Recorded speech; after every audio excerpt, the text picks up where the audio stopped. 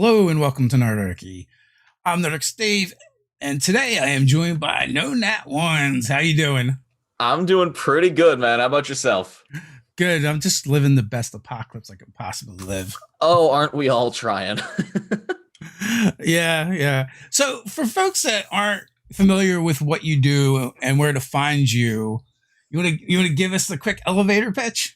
Sure. All right. Well, the main place you can find me is on youtube.com/nonat1s. There is a link in the description of the stream. I primarily make content surrounding the Pathfinder 2nd edition tabletop RPG, but occasionally I'll branch out. I'll touch on, 5th edition or 3.5 or some other RPGs out there. I plan to expand more in the future, but right now my core is definitely with Pathfinder. Over on Twitter, I'm a lot less focused. Most of my tweets aren't usually about Pathfinder. I touch on, just personal life, jokes, memes, everything from the sun to hell. Nice. um, those are my two really big presences. We have a Discord server that's in the link of all my videos. And that's really about it. I'm a chill guy. I love tabletop role-playing games. I play a bunch of video games, and I talk a lot and love the sound of my own voice. Yeah. I think I think I found you from a video response to Taking 20. That's where a lot of people found me, which Yeah. I didn't expect it to blow up as hard as it did. It shot to my most viewed video in I think 5 days. Yeah, Um, yeah. but hey, I saw some really good metrics from that. I'm really happy for all the people who came Yeah. and added to the discussion, which I love. That's really what I love to get out of my videos, is more than just being like, here's my opinion. I love soliciting discussion. I see the comments, I see people going back and forth discussing thoughts on different matters rather than saying you're wrong, I'm right. That's the end. Yeah. I thought it was kind of funny because I've worked with Cody in the past and I know Cody, and I saw some folks were taking it to heart and really taking his video personal. Right? Yeah. And like, I mean, his channel is kind of his thing, like hot takes and kind of sensational stuff. So I'm like, it's not personal. It's just like how Taking 20's videos are sometimes. Yeah, I can see both sides. I have absolutely no real, no malice intentions or harboring anything like that against Cody.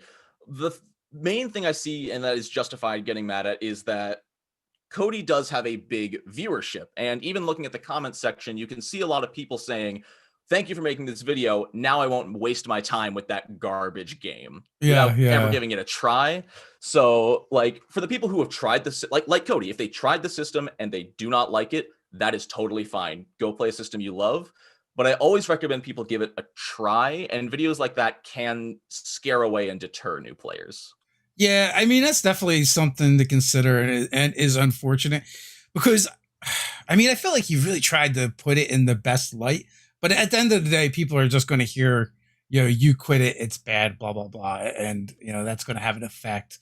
And as content creators, sometimes, and with the more influence we have, the more kind of like responsibility we also have 100% agree to with watch that. what we say, and that was something like we had to learn as we went along. I mean, obviously our channel's nowhere near as big as Taking 20's, but you know, there's like a couple pivotal moments for me where it was like actually like meeting the people like that make this stuff too, right? Like when you start doing that, that kind of changes things as well because we would like review maybe an unearthed arcana and get like all crazy and ranty, right? Mm-hmm. And then I would meet the person later and be like, "Oh man, now you're a real person. This sucks." So That's a really interesting thing because over the last like 8 months, I've gotten to know some of the Paizo employees really mm, really well, like Aaron and Louise, and they're really cool people. So it's fun to know the people behind the content. And then they just 2 days ago released a new playtest for stuff to come for the Gunslinger class and the Inventor class for Pathfinder.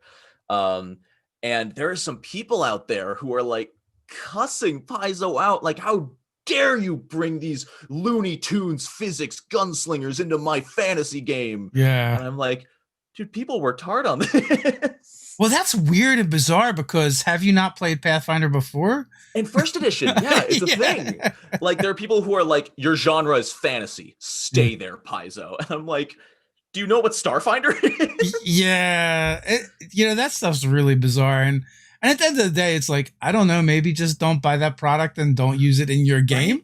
It's a supplement. And Paizo Yeah. even did that right, in my opinion. There's a trait for things called uncommon, which means, they're uncommon in the world. And the DM has like rules as written rights to say, this is not in my game. And the gunslinger class is uncommon. So by the books, you can say, no, there's no guns in my game. And boom, that's it. Yeah. Oh, that's interesting. I mean, I'm playing like my first Pathfinder 2e game now, and Nice. I've only marginally played some Pathfinder before that. And I mean, obviously, I played tons of 3.5 and third.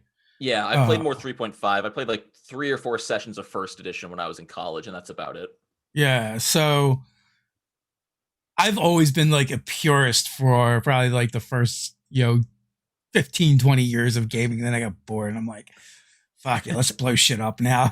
Anything that's goes. What blows my mind is I'll get these comments from people being like, I've been playing TTRPGs for 30 years and you're playing without a dedicated healer? I would kill your party so fast. And I'm like, what?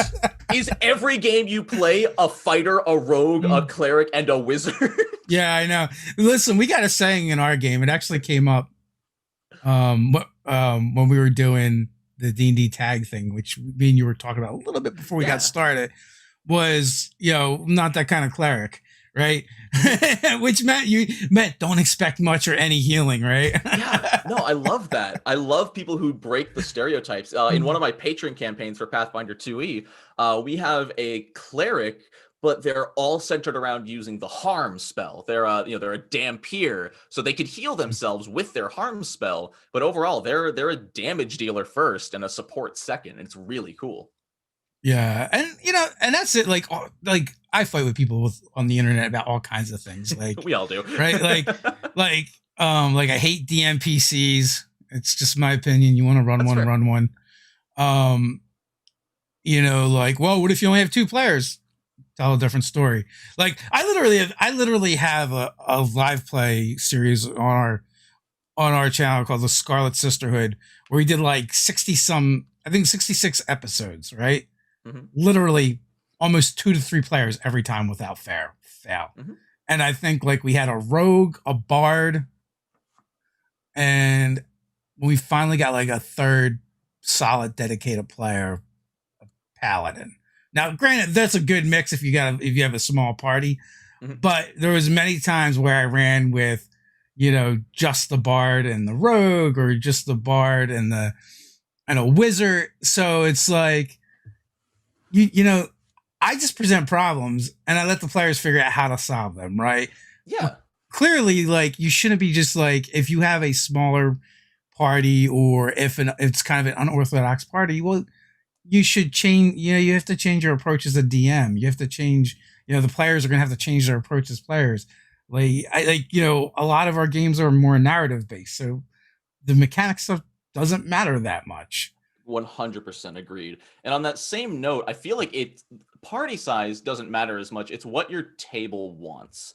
Yeah. As a GM, your goal is to tailor the game to the party's needs. So if you do only have 2 players, and, they want to go out fighting these giant, majestic battles, maybe they want to get beat up. They want to be in the thick of fight, but, they are playing a rogue and, I don't know, a wizard. I don't have any problems with DMPCs, but the players need to be okay with it. I'll never force one upon my players. I'll usually maybe have them run into an NPC who will offer to help, but the players absolutely have the agency to say, no, thanks, we're good. And I won't punish them for it. There's a difference between an NPC that ends up hanging out with the party and possibly going on adventures with them and a DM NPC. Yes. People struggle with that in itself. A DMPC is when you, as the dungeon master, make a player character and play alongside your players. Yeah, and there are often negative consequences to that. Because it's like playing a character who already knows everything. They know what's around the corner. They know where the next trap is. It's even from a role play perspective, it's not balanced. Yeah, and it's just weird. Like, I just feel like as the DM, I get to play all the other characters. That's my job. And plus, I'm already controlling everything else. I don't have time to play one of the characters in the party. Honestly, when NPCs end up in our parties, we just have like an unspoken fade to black. They're not going to take part for the most part. And if my players ever question me, I'm like, they're fighting this other thing over here on the other side of the battlefield. My big thing, if I'm going to put in an NPC that's not meant for combat, I won't make them combat heavy. Like in a recent campaign, they basically adopted a little goblin servant girl. They ended up getting her owner arrested, and she had no home to go to. So they're just like, come along with us. Well, she's a servant, little goblin. She's not trained in combat. So when combat would happen, she'd, hide behind a rock or hide behind the paladin and stuff. And yeah, she didn't need a turn in combat unless it was for like a really cool story moment. Yeah. So, I mean, that's the thing. So you mentioned wanting to talk about the D&D tags a little bit. Sure, we could touch on them. I plan to make a full video about them in the future. But so we could do like a sort of little. Yeah, it's a thing that's happening right now. Jenny D kind of kicked it off. I heard this is like a popular thing in like AuthorTube, where they do stuff like this, and it's kind of been adopted over. I'm not familiar. What is AuthorTube? People that write books, and then they have YouTubes that talk about writing books, I think. Oh, all right. Yeah. All right. There's the question. So have you already done these on a video? Yeah. We don't even have to go through the questions. We can just like generally talk about it. Yeah. So what I like the most about the assortment of questions is that for the most part, they're very role play and story focused. Most of the questions aren't like, what's the most damage you've ever done and how did you do it? It's what's your best story? What was your favorite character? They're very flavorful questions, which for me, I know it's not for all tables, but that to me is the heart of the game. The mechanics always come second. Real quick, right? I just think we should mention, so Jenny D did these with Mark Humes. And they each like ask the questions of each other on their own channels or whatever, and those are up and people can find it. And you can also find links to the questions as well over, I believe, on their videos. Yeah, I can actually I have it open right now. I can put the link in the chat real quick for people if they're curious. Yeah, awesome. Yeah, so this is a thing that's kind of going on now, and it's kind of cool. Sorry to interrupt you. I just wanted to give people a little. No, totally fair. Yeah, but yeah, the question, it's a really solid and well thought out assortment of questions that cover so many aspects of role playing. And like I said, to me, it depends on the table. For me, it's usually about like 60% role playing, 40% game. I'm there to tell a memorable story with cool events with my friends, not to, just roll dice and do math. I can play video games for that. Yeah. So I had done this with a couple of our authors over on the website. They do some writing for us, and then they're also authors as well. So it might even be up, or is going to go up on Stephen Partridge's channel. And then at some point, I'm probably going to ask the questions of Ted. So is this something you plan on doing or have done? I do. I have some plans in the work. I don't want to announce them publicly, just for secrets and just in case they fall through. I don't like getting people's hopes up or making false claims. But yes, I do plan to do this sometime in the future, hopefully within the next week or two. Cool. Yeah, I was like asked about it the other day. I was like, sure, I guess. Yeah, we don't do these things that often because of our process, we're not timely anymore. Like so like the way we do things and since we've grown to a certain point, we can't, like, it's hard to be newsy like we used to, where it's like, oh, just shoot a video and we'll get it up. Like now we outsource our editing, so it's like shoot a video, get it to the editor next week, we get it back towards the end of that week, so it's probably not going up for until the following week.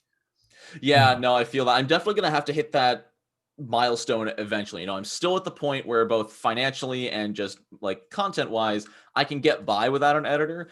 But in a perfect world, I want to keep up my 4 video a week schedule going forward. And for a time there, I was 5 videos a week, and that was really cool. It did great for my growth, but it was awful because I had no free time. It's grueling. I understand. Yeah. At our height, we were doing 3 videos a day, Monday through Friday. Jeez. And that doesn't include like gameplay. So we were doing live chats, which that being said, they're not very intensive. It's like you just have to turn on the camera and we do what we're doing here, right? But we would drop 2 videos a day. And at that point, and that's when I was like editing everything. But the editors we use now do so much such a better job, and I really don't want to learn to be a better editor. So like, well, so like when you're a content creator, right? And you know this because it's like you have all these different jobs that you have to do and learn to do. Mhm. And I am just not a fan at becoming good at things you're not interested in doing. That's fair. I would rather give it to somebody else to do. Yeah, no, like I love social media. I love interacting with people, but man, when I can get a social media manager, that's gonna be so helpful. Like I'll still be Yeah. posting things myself, but scheduled posts, important posts. They know the social media algorithms better than me. There's so much more that goes into all of these facets that you don't see on the surface. Like, And ugh. just one social media platform could like be its own job. Yeah, no, yeah, Twitter, Facebook, Instagram, TikTok, etc. There's so much out there, and they're all so important.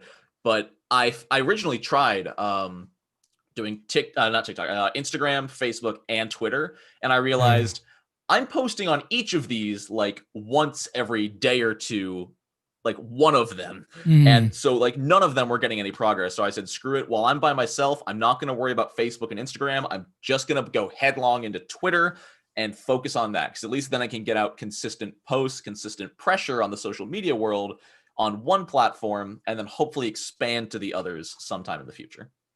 Yeah, I mean, whenever anyone's ever asked me any advice, I'm like, first of all, pick the ones you actually like being on, right? Like, I experiment and dabbled with Reddit. I was a little Reddit curious in the beginning, but you know what? I hate Reddit. I do too. I kind of affectionately refer to it as the douchiest place on the internet. It is the most toxic place, man. I posted a parody video of like it was super obvious parodies. 5-minute crafts, the super janky fake craft channel. No, I've not seen that. I'll have to check it out. Oh, they're these awful little fake, like, oh, glue this thing to your fridge and you can hang a picture on it. And like some of them work and some of them are stupid and don't make sense at all. They wrote along the put toothpaste on your iPhone to fill cracks. They were part of what perpetuated that myth. And so I made a parody of that and posted a link of it to Reddit. And like the first comment I got was, "I'm not going to watch your stupid tricks or your trash." Yeah, yeah. Like, well, that's the other, like, so like, we would write articles on our website and I'd like post something over there. And then like, I'm not going to repost my whole article here on Reddit. Right. And duplicate the content. One, it's just bad because it'll sandbox your article on your site. And two, it's stupid. Right. It's like, we can talk and discuss over here. Cool. But like, you can't post anything over there. No self-promotion. Like, I will say Reddit is, that's the thing. You need to get lucky with a very pro self-promotion server, which is so rare nowadays because everybody's trying to make their own content. But yeah, the Pathfinder 2e server has been very welcoming, very good. I can usually post my content there about once a week and get pretty favorable responses. The mods have never gotten on me. And yeah, they're understanding. I think part of that is because Pathfinder 2 specifically doesn't have much of a content presence yet. And so they're actually welcoming and allowing that kind of content to hopefully create that community. And it's starting like this year. So many people have come out of the woodwork to make Pathfinder 2e content. How It's Played has existed for a while now. Myself, Untested Gaming, Collective Arcana, among tons of others. It's really cool to see all these people making content for the game. Now, this was actually a very long-winded way of me getting back around to how did you start YouTubing? Sure. That's a longer answer. Do we want to answer Alex's question first? Yeah, we can actually grab a question. I actually see it, so. Yeah, so it's how do you feel the TTRPG like genre of game has changed in recent years, COVID in particular? I much prefer playing in person. Virtual tabletops are fine, but I do not think it's the same experience. That being said, even pre-COVID, I had not played an in-person game of any RPG in probably another year and a half before that. I played board games in person, but getting people's schedules to line up and all drive over to the same place is hell. So while we prefer it. Also, a ton of my friends, we're just hitting our mid-20s, so everyone's moving across the country to wherever they want to be. So none of us are within driving distance. So virtual tabletops, for their convenience, are great, but I think it is not the full experience. Yeah, so I want to say like things. One of the things is, first of all, like our community was pretty ready for this overall, right? Or at least a big enough chunk of it was that makes it easier for other people to come over and do this virtual, now that we're not doing things in person. Mhm. And, that's going to have the side effect of people that were struggling to find games before are now going to break their own inertia and play their first game online and be like, oh, even if it's not like, oh, this isn't the same as playing in person, it's still gaming. It's a different kind of experience. And there's definitely has its own pros to it as well as cons. Like, you don't have to wear pants if you don't want to. There's no commute. I find there's less side chatter. You get right into the game. You just play the game. You lose out on some of the socializing and social aspects of the game, unfortunately, when you're playing virtual. But the plus side is more people will be gaming. More people are kind of just stuck at home and maybe are trying gaming for the first time. I will say, yeah, that's a good thing. That it's one of the few good things that has come out of COVID. The RPG universe is just growing so rapidly. More people, especially the people who are like, maybe I'll try it if I have the time. Well, now they have the time, and I've been seeing tons of new players all over social media and the comments on my Discord who are like, "Yeah, I played my first session today. It was great. I died, but I had a ton of fun." I'm like, that's amazing to hear. Yeah. And anyone else, if you have questions, feel free to ask them. Just drop question in front of it. Makes it easy for us to pick them out. Yeah. But yeah, so how I started being a YouTuber. So let's look way back at 2015. I was probably earlier than that, probably 2012, because I think I was like 16. Yeah, so like 2011, 2012, I was 16, and I had never played a TTRPG at that point, but I loved video games. And I just recently discovered YouTube, discovered Let's Plays, was watching these people play games, and I'm like, I'm 16. I want to do this. And my parents bought me a cheap little capture card, and I started making YouTube videos of just me playing video games and talking off and on for the next 4 years, and got absolutely nowhere because I had no idea what I was doing. Yeah. But I did learn the basics through that. I learned the basics of video editing, the basics of like audio setup, filtering audio and stuff. So it was helpful. After college, after I dropped out of college in my third year, I jumped into video game streaming. I'm like, video creation didn't work for me. Maybe live content creation will. And it actually went really well for a while. I jumped on a new website known as Caffeine TV, and it's still up, though its growth has kind of stagnated. And I streamed there for 2 years. I saw some pretty rapid growth compared to anything I'd experienced. I hit, I think, 1,500 followers in like 3 months, which is pretty solid, especially for that website. My growth was good enough that they actually got me under contract for about a full year. They started paying me monthly. The pay was going up as long as I kept hitting metrics. But unfortunately, the website itself, its growth really plateaued. And with that, so did my growth and my content. So I wasn't seeing really any growth at all. I lost my contract with them, so they wouldn't pay me anymore. And when I lost my contract, that's when I said, it's time to try something else. I'm jumping ship. I'm trying the YouTube game again, and we'll see what happens. I had just discovered Pathfinder 2e and had played it for a few months. And I thought, this is my last ditch. This is maybe not my last, if this fails, I might try something else. But yeah, so I jumped back into video editing. I used the things I'd learned years ago, combined with all the marketing and new info I learned while streaming. Because, I did learn a lot doing that. And all of that combined really gave me, plus the help from some amazing friends, gave me a really lucky jump start to my channel. I released my first video, which was the Pathfinder 2e character creation video, posted it to Reddit on a whim, and it got like 1,000 views in 4 days, I think, from 0 subscribers. Nice. And so that I just took that blessing that YouTube gods gave me, because the hardest thing to get is your first few hundred views, your first few hundred subs. And I took that and I ran with it. I did not let it drop. And that's part of what got me to making so many videos a week, is I said, I'm not going to let this go to waste. You don't get this kind of a lucky start to a channel every day. So I ran with it. I kept uploading content, and here I am, over 6,600. Nice. Congratulations. Thank you. And when did you start? I started my channel back in April of Okay. last year. So we're approaching 1 year. Yeah, about 9 months. Yeah, that's not bad. I mean, our first 6 months is like crickets. So many people's are. Yeah, it's Yeah. insane. Like, there is luck to it. I will never deny how much luck there is to the YouTube game. If the first 5 people who saw my thing on Reddit, because when I first started, I want to say 95% of my views came from Reddit. If the first like 5 to 10 people who saw my video disliked it, it would have been lost. It would have not been seen by everyone else. My channel would not have gotten the start it did. And since then, yeah, there's still a lot of luck. You know, I make videos. I try to be topical. I try to cover things that people want to hear.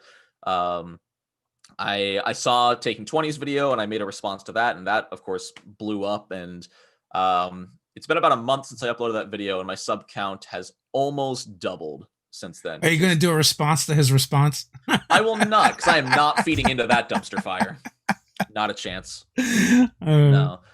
Whatever side you're on, there's so much dung being flung by both sides. I'm just not touching it, because I also don't want my channel to grow from drama. You know, the video itself is not a drama video, but there's so much drama around the situation. I don't want that on my channel. I really go for this pure, welcoming, like, all opinions are welcome here. We just love games kind of approach. You know, in all my videos, I always try to emphasize, you know, this is my opinion. If you disagree, that's fine. I would love to hear why you disagree. Just don't call me names when you do so. I thought it was interesting. I mean, I thought the cool thing was when he did that video was so many video responses popped up. I was like, man, I didn't think anybody did these anymore. This is like the old days, the Wild Wild West of YouTube. It was interesting. Yeah, I haven't seen a thing sprout little fires like this in a long time. And I think the first wave of responses were cool and fine. Yeah, it's the second wave that got a little bit like, okay, now you're just both beating the same dead horse and telling the other one you're beating wrong. And also, it's like, you know, how many of the responses are just view chasing anyway? Like saying, oh, this worked for other people, so I'm going to jump on this and do that. It's hard to say, because everyone has their own opinions, and they are different. I've listened to a lot of different videos, and they are different opinions. You know, everyone has their own unique idea on the subject. And that's what's so cool about these responses. That's what I kind of miss about response culture. Back when, you know, it didn't have to just be on drama. You know, back when a YouTube video would end with "tell me what you think" in a response video below. Like, that was so cool. But I think YouTube just got so big that so many people started uploading response videos that it was just bogging down. That's not what happened. Well, I mean, yes and no, but people were abusing it, right? It became, people were gaming this, trying to use it to game the system. Yeah, you can still do video responses, but it's just not like in the early days, like there was a button or something, right? Yeah. So the video responses, before even recommended videos, the video responses would appear below the video. It was great. Yeah.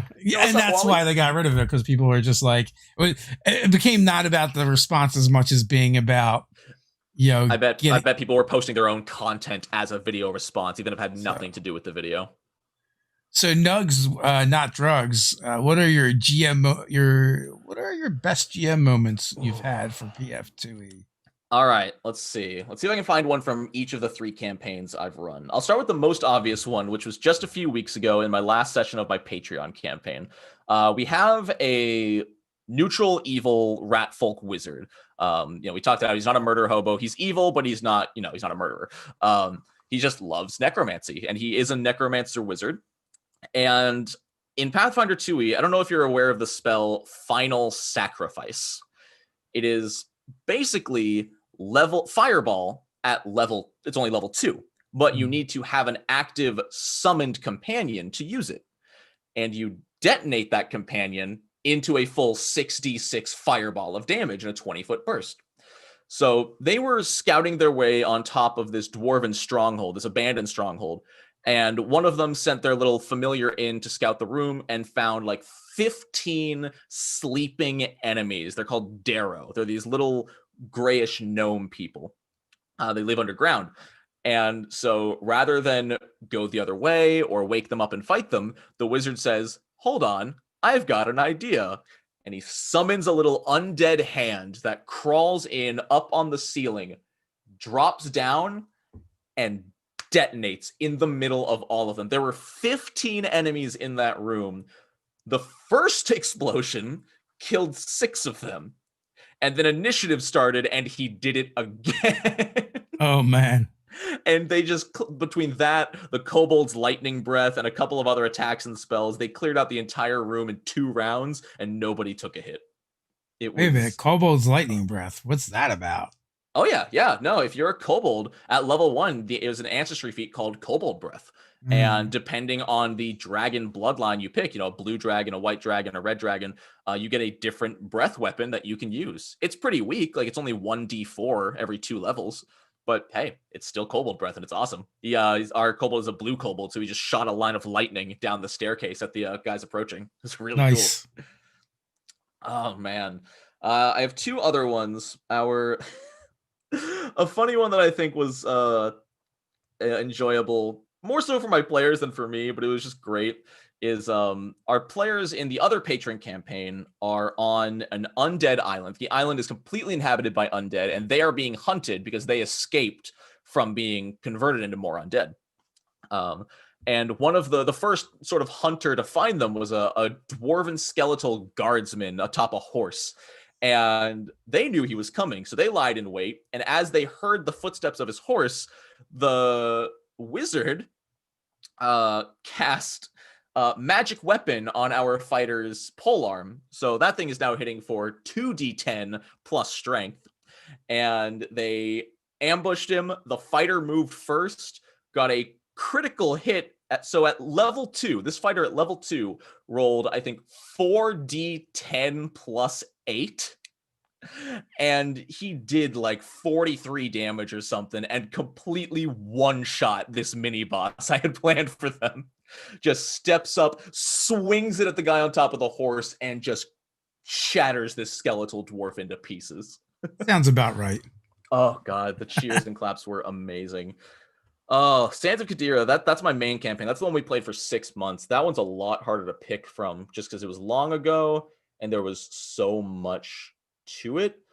I think my favorite moment, it might not be the most fanatical, but I'm most proud of it, is they rescued a genie trapped in a jar.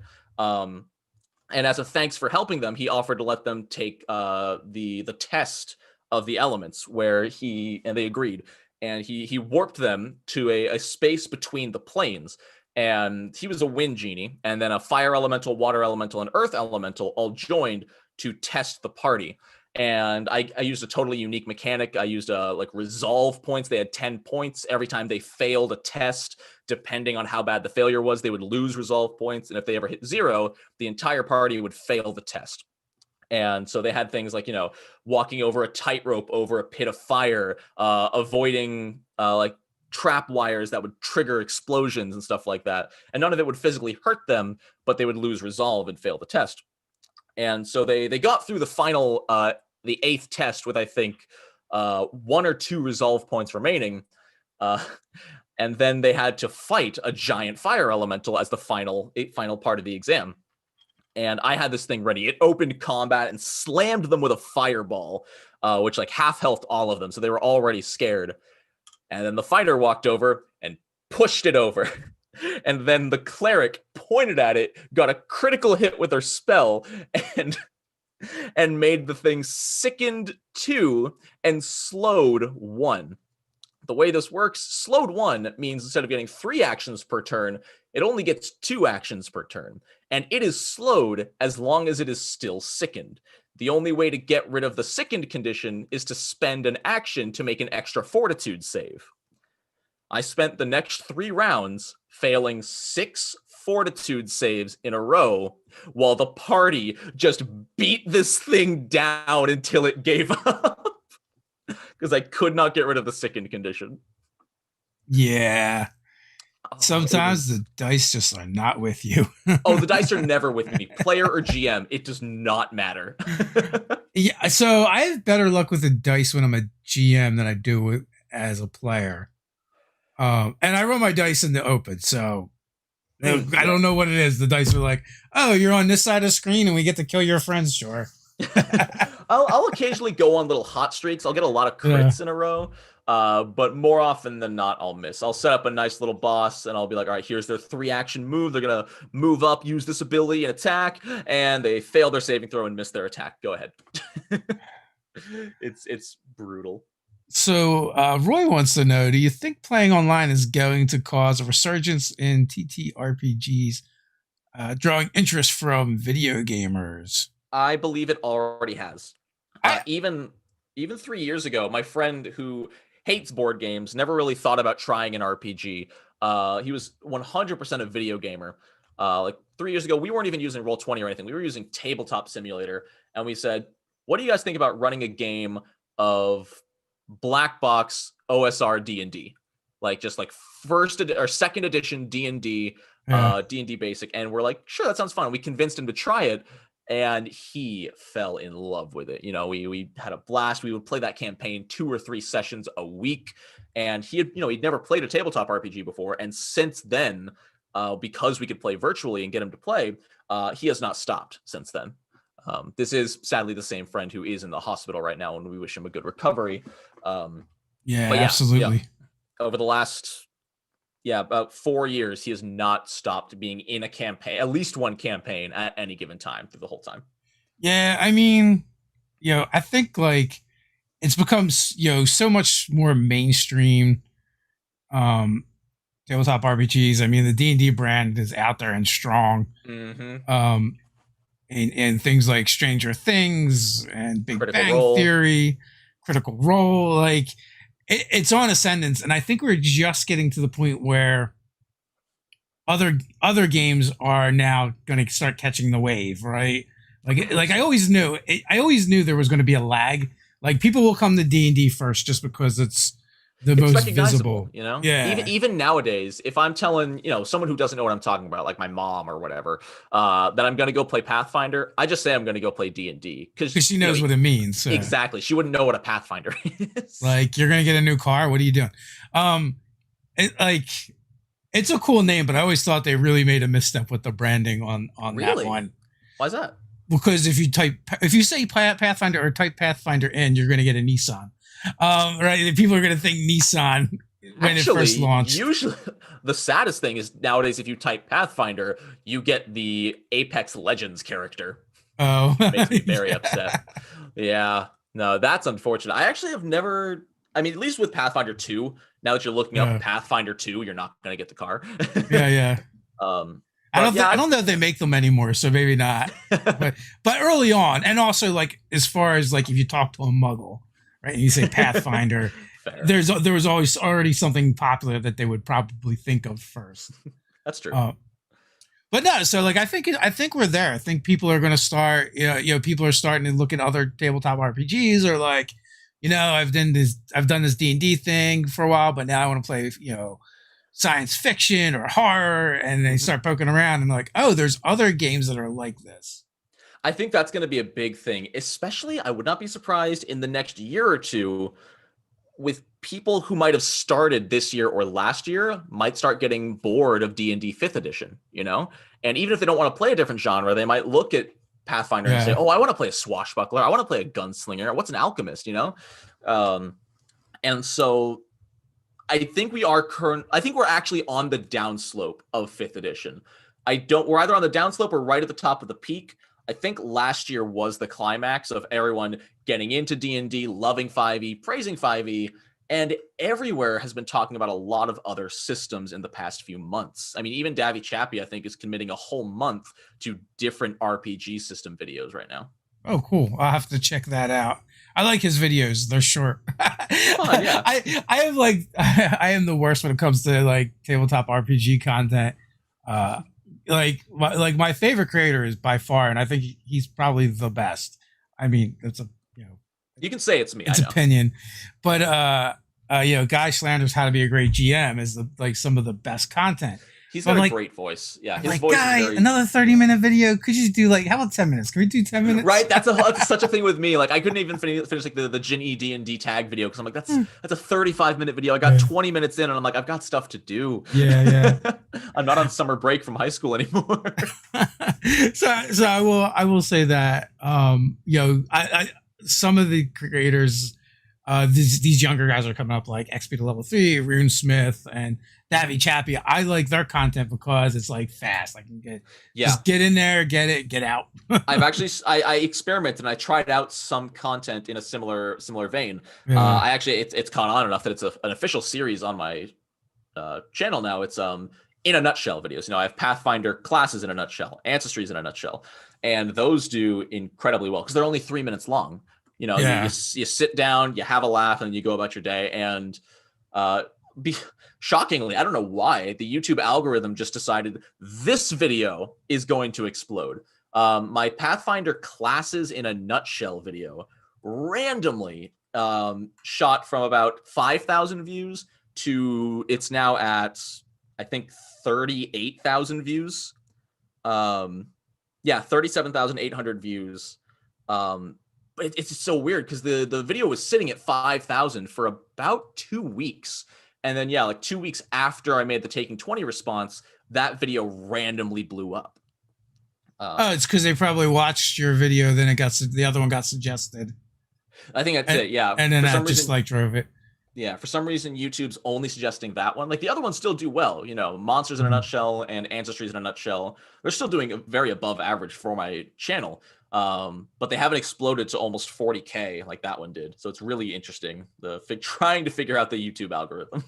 Yeah, it's part of it is just like YouTube just shows people stuff similar to what they watch. I know, like it's hard as a creator. Like you sometimes we get mad because like, oh, YouTube. It's like you feel like it's personal, right? Like YouTube's got something. It's not. More than likely, it's either your subscribers or it's you. It's probably you, right? Because YouTube is just showing people what they're watching, right? Mhm. Like if they stop watching your stuff and stop showing your stuff to them, it's because they stopped watching a while ago. They checked out, right? Yeah. And that's why I was like, because I mean, I got that comment the other day. It's like YouTube's been really shitty about showing me your content. I'm like, it means you haven't been watching it. Like, because it's an unfortunate fact of the algorithm. Yeah. Sometimes people just go in and out of things. There might be a full month where you just don't care about D&D. I've had months like that where I'm more in video games and stuff. And yeah, those videos stop showing up. I probably, not due to my own choice, but just because of the algorithm, I didn't watch XP to level 3's videos for like a month. And then I didn't even realize it. But then I realized his videos hadn't shown up in my feed in like 3 months because I used recommended more than subscriptions. So yeah, I suddenly had 3 months of videos to catch up on. But because I took a small break, YouTube's like, oh, yeah, I guess you don't like him anymore. You hate him now. He's done. He's dead to you. Doug brings up a really interesting question in that what is the difference between D&D and Pathfinder 2 as a gameplay experience? Not genre, not customization. I think the big experience is flavor. A lot of what Pathfinder 2e brings to the table expands what your character is. Whereas D&D 5e is great at doing that from a roleplay perspective. They have the flaws, bonds, ideal system right on the character sheet, which is great. Pathfinder does a lot of that directly in the mechanics. The fact that your ancestry, your race, gets you new feats, new availabilities, new things to customize. Customize. But there are direct abilities of your character that are related to different parts. Your background gives you a skill feat. Your ancestry gives you feats, and your heritage gives you unique abilities beyond just stat boosts and movement speed. So the choices you make with your character, especially with the archetype system to help multi-class, allow for the mechanics of your character to more directly relate to the character you want to play. If you're a fighter in D&D 5e, you have your few choices you make, but no matter what your fighter's backstory is, their fighting style's gonna be locked into, Battlemaster or one of the other ones. Whereas even at level 1, as a fighter in Pathfinder 2e, your fighter can be, dual wielding, sword and board, two-handers, archery, a mix of more than those, abilities to run around in battle, and you can rather than picking the min-max to make the best character, these feats allow you to build a character for, reasons. Maybe it's not the best for them, but maybe your character is super headstrong and runs in without thinking, so you take the reckless charge feat. Or, you know what I'm trying to say? There's a lot of flavor in the customization, and that leads to a really immersive experience, in my opinion. Yeah, I feel like one is more broad strokes and one is more granular, and it's going to come down to like how much of the mechanics do you want, and that's probably where a person's going to lean. And the older I get, the more rules light I lean. That's and fair. So, like, when someone goes, "Hey, do you want to play a Pathfinder 2e game?" I go, "Well, do I want to play with this group of people? I don't actually care what the game is that much. Like, they could have said anything, right?" Yeah. And then like that's the determination, and then it's like, well, how much new stuff do I have to learn? For me, like if I'm going to play fantasy, I'll probably just play D&D. And when I go to other genres, I'm like, well, I don't want to play that with D&D. I want to see what other games support that and play that.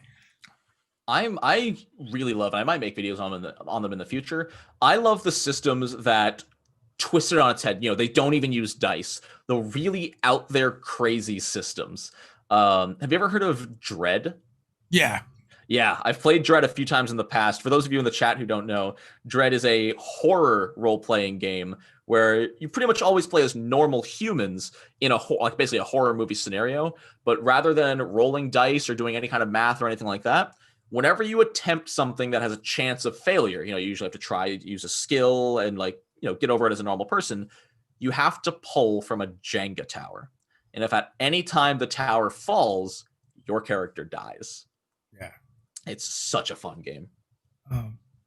Or I don't think you have to die, right? Like you could just, something's going to happen, like something bad's Yeah, happen. You could go insane, or you're typically removed from the game, like in a horror movie.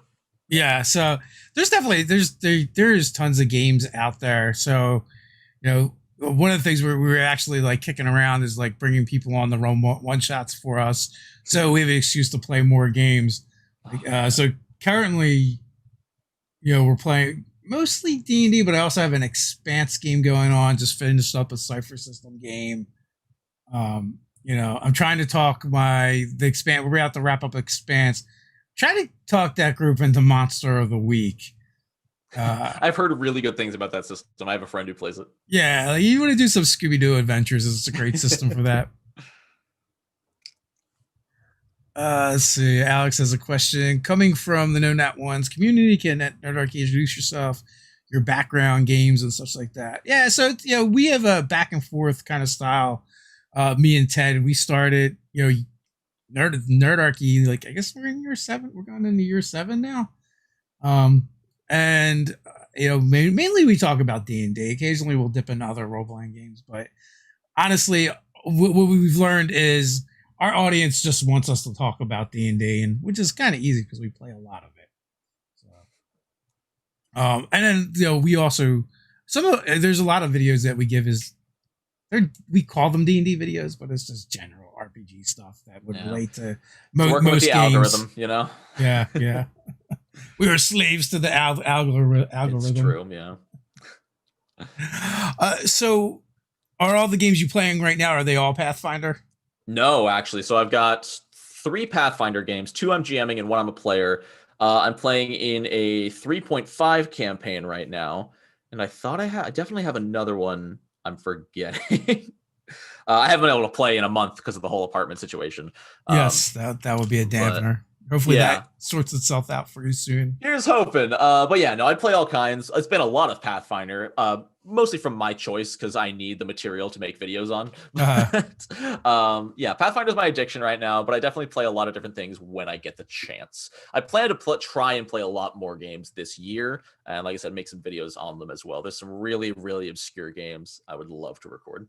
Yeah, so for our in-person games that aren't in person anymore, like we do a game a week, right? So 3 Saturdays out of the month, we rotate through 3 different GMs, and really just kind of like 3 different groups. Like me and Ted are kind of like the common denominator, and we have some different crossovers. but like, he runs a D&D game, I'm running a D&D game, and then we play, in an expanse game. And that's a model that we've kind of really enjoyed. One, like the GMs never burn out. And, we like throwing that third week in there where it's just not D&D at all, just a different system. And usually a different genre too, right? So just that mixes things up for so long. Yeah. And so I used to play like a lot of different games, and then like me and Ted would later like create the group that would like kind of lead to Nerdarchy, I guess. And then that group just kind of got stuck in D&D forever. Different editions, different versions. Matter of fact, except for when we started the Nerdarchy channel, we weren't actually playing D&D then. We were playing a lot of Mutants and Masterminds at that point. Nice. We kind of like kicked around a little bit with Pathfinder 1E then as well.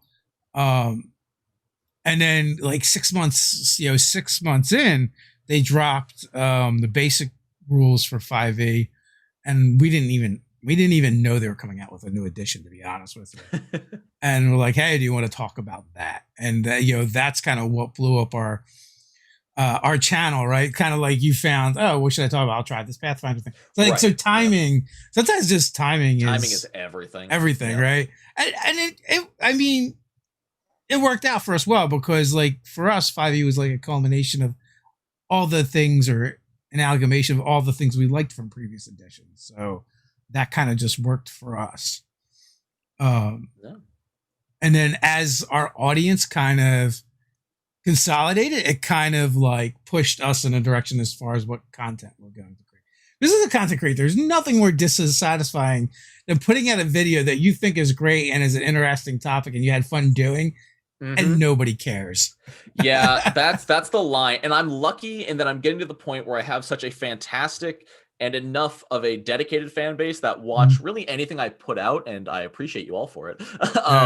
That's why I feel confident that I think I can start branching out from Pathfinder. Yeah, sure, it'll get half the views, but I can live on that, and then the support of my patrons and everything. I can pay my bills, because at the end of the day, I would so much rather, and the quality will just be better if I make videos I'm interested in. If 6 months from now I don't like Pathfinder 2A anymore, I'm not going to force myself to keep making Pathfinder videos. Yeah. But I did your big video about why you quit. Oh yeah, then I'll do mine. My big one. That's when I'll respond to the last one.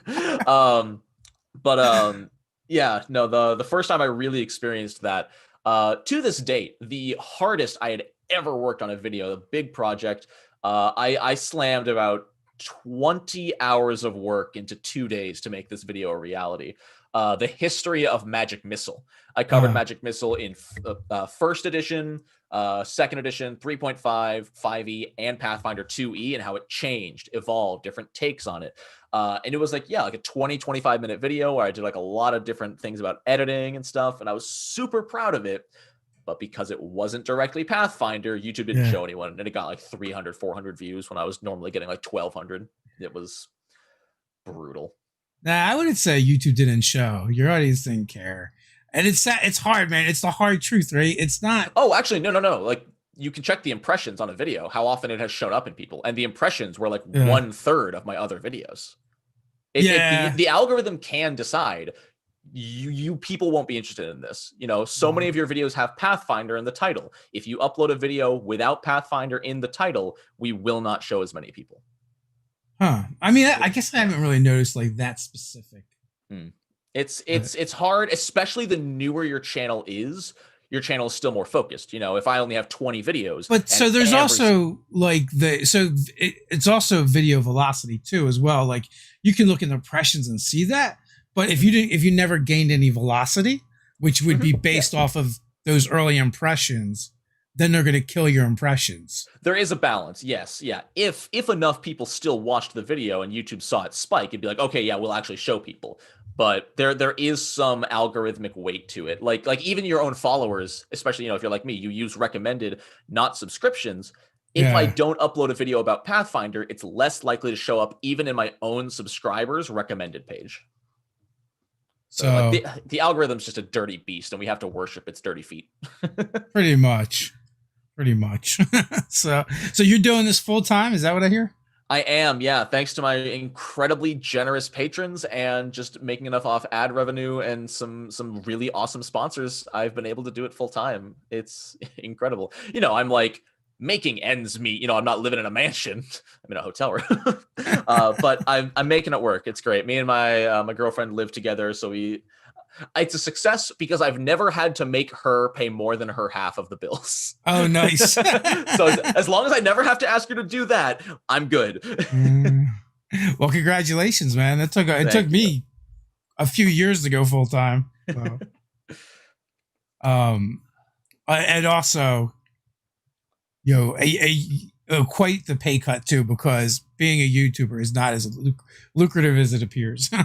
No, it's really not.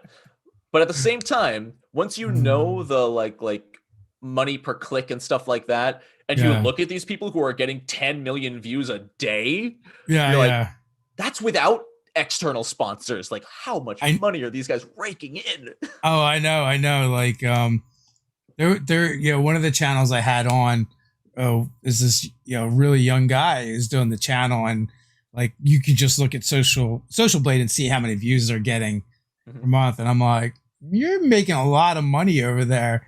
And like, and I just envision like in the same time his parents are probably like, you should get a real job. Right. And they're giving him a hard time, and he probably makes more than them. It's insane, man. YouTube revenue it's so weird. It's a snowball effect. YouTube is so hard to get going, but once you're going and you keep up with it, it's just gonna get bigger. It's crazy. And it beats working for a living. Absolutely. Yeah. I will gladly be my own boss with my own schedule for half the pay any day.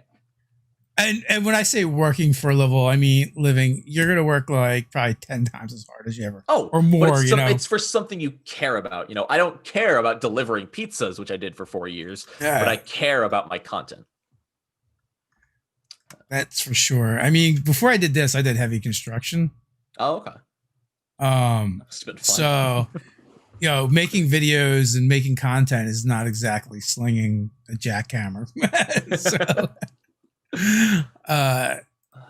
So there is that, and all my near-death experience nowadays are fictional, so that is a plus. Fair. But hey, those fictional near-death experiences don't mean anything if you don't have a real one now and then. That's true. Like if that's a big thing. I guess one final thing to touch on, just back on TTRPGs, is what is your take on player character death? Do you let it happen? Are you one of the GMs who let it slide? Because personally, if a character can't die, there's no tension. If the GM doesn't let the monster get that max damage critical hit, and your character doesn't at least suffer some sort of permanent consequence, like I'm fine with your character hit 0 hit points. In the past, I had a character get blasted by an ice dragon's ice breath, and I talked to him. We would play this character for like 7 months now, and I'm like, would you rather die, or would you rather a permanent physical disfigurement from this assault and fall unconscious?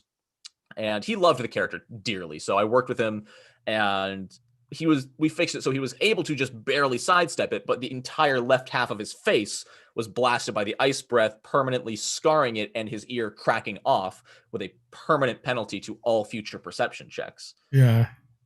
So what is your take on death and characters? I just had a character die not a couple of weeks ago. Oh, okay. And so, and I was given the option of bringing the character back. Mm-hmm. And I was like, I'd rather just play a new character.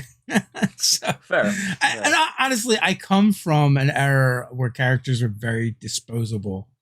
And you just expected to have your characters die. Mm-hmm. And it was just part of the game. So I haven't killed anybody in a while, but I'm also not opposed to it. Like, exactly. I don't go out of my way to kill them or not kill them. Right. Right. Yeah. No, without spoiling anything, because I think some of my players are in the chat right now. Yeah, at least one. In one of my Patreon campaigns, at the end of the last session, which was followed by now a 4+ week break, the character was petrified by a basilisk, and they killed the remaining basilisks. He was petrified, and that's where we ended the session. And I'm not saying he's dead, but I did say the guy should come with another character prepared because it can go a lot of different ways. And I'm like, if the characters fail to save him, he's dead. Yeah. So yeah, I'm not pulling punches, but What level does the new character start at?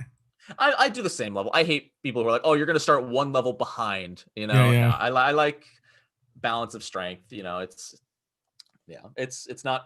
It doesn't feel right. It's also just easier for everyone to be like. In the olden days, you started at a level 1, no matter what level they are. Really? Yeah, it was brutal. Which only made it that much easier to die.